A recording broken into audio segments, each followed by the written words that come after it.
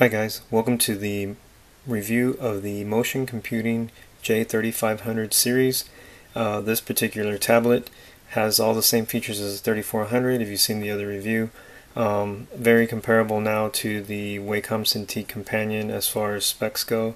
This is an 8 gig RAM machine with 1.47 gigahertz processor and 64-bit system running Windows 7.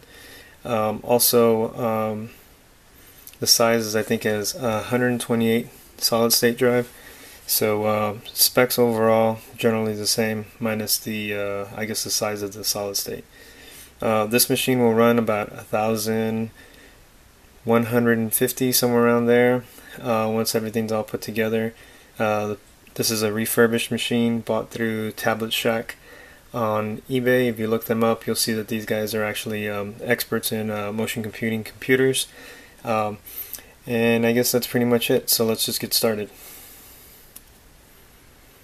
Alright, right here we have just a basic drawing. I'm just basically sketching, showing you the lack of lag. It's basically traveling everywhere it needs to. I'm going to go ahead and undo the majority of this stuff so you can see, and I'll make it just easier. Select all and delete. And the other thing I want to talk about is precision. This is an actual 13 by 19 page. I have at 300 res, and right now the brush size is at 13.1. I'm zoomed in at 100%. So just to show you how precise this pen is to the actual screen, it's sitting dead center on the actual brush. I'm going to go ahead and zoom in so you can see that the pen is actually sitting right dead center where it needs to be. Also, what I'm doing right now is I'm actually clicking on these buttons on the side. I have the zoom in and zoom out feature on this particular machine set up. I also have a shortcut for the brush size, as well as a shortcut to undo, redo, save, and etc. So you can very much just program all the pen buttons on the side to whatever functions or shortcuts you prefer to have if you're used to using a Cintiq or Intools type device. Once again, this machine has a 64-bit system running Windows 7 as opposed to the Windows 8. This particular machine, I opted for the Gorilla Glass as opposed to the Hydus touchscreen, mainly because I don't like the touch features. I don't really use them.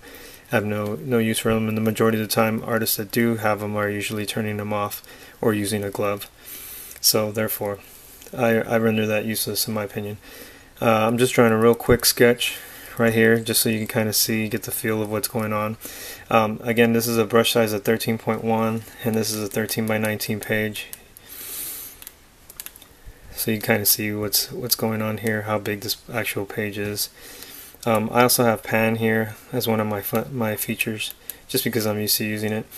And this is a 25%, 33%, 50%, etc. I also have the tab feature, so I can turn off the actual tools, and I can just work on the actual canvas itself. This particular screen size is at 12.1 as opposed to the 13.3 size of the Wacom Cintiq, and you're probably missing about 1.25 inches widthwise. I went ahead and cut out a sheet of paper so you can kind of have get a look at see how much screen size or real estate you're losing purchasing this machine over the Wacom Cintiq Companion. And you can get a look here and see that you are missing about 1.5 inches just on the width. On the height, they're pretty much the same. You don't lose anything as far as the height goes. So other than that, I did add a glass screen protector, just so that or a glass finish screen protector, just to avoid scratching it. Even though it's Gorilla Glass, I still don't like the fact that it's unprotected, so I went ahead and did that. The screen protector actually glides pretty easy on the actual screen, so I'm really happy with that.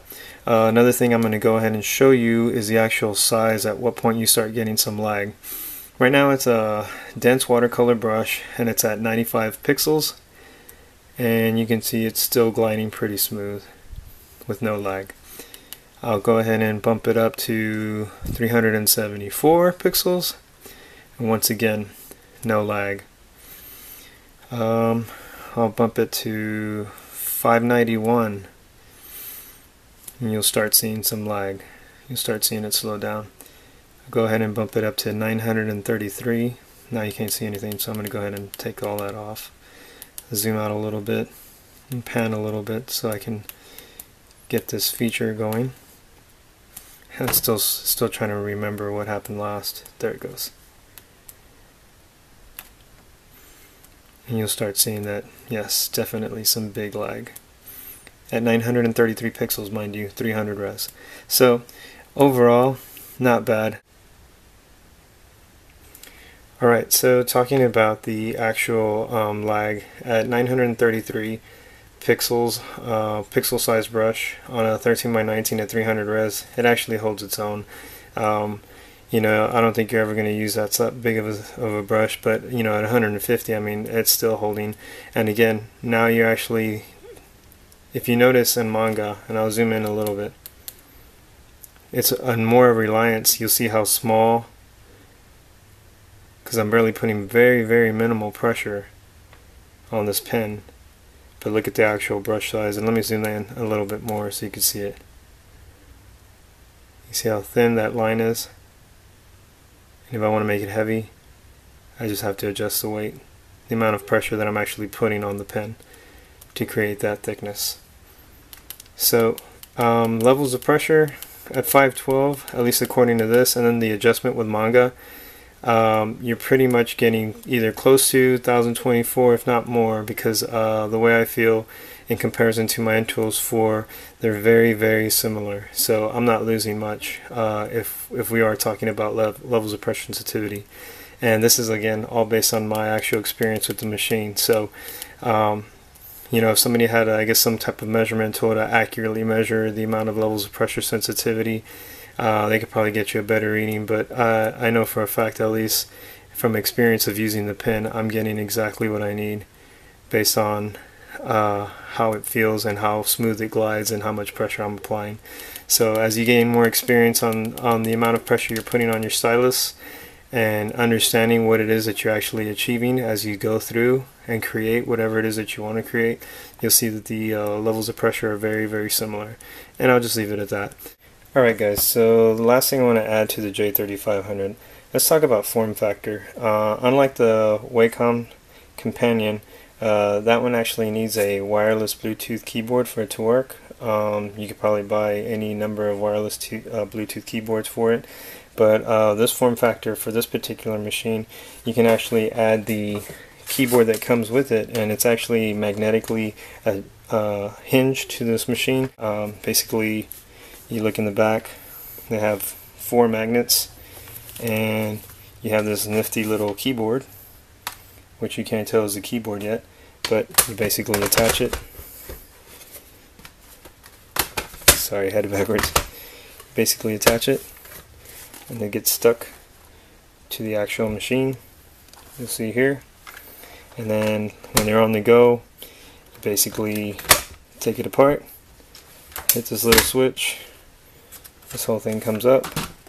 They have a nice little dock, and you put it back in. Again, it's magnetic, and now you have a nice keyboard with the stand ready to go. So basically you get a full laptop, computer, hybrid, tablet, graphics, sketchpad, yeah, you name it, pretty much an all-in-one package here with a very decent screen size as opposed to the Surface Pro, which has a 10.1, which I think is a little too small. So again, those are the nice features that you get when you're ready to go. You just basically unhinge, close, put it back together, put it on sleep mode, and you're done.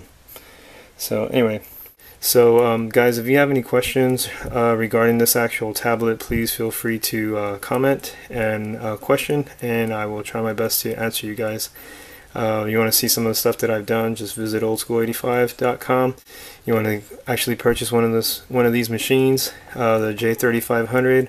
Highly recommend going through Tablet Shack on eBay. Those guys really know what they're doing. I've been really happy with them, dealing business with them, and that's pretty much it. Alright.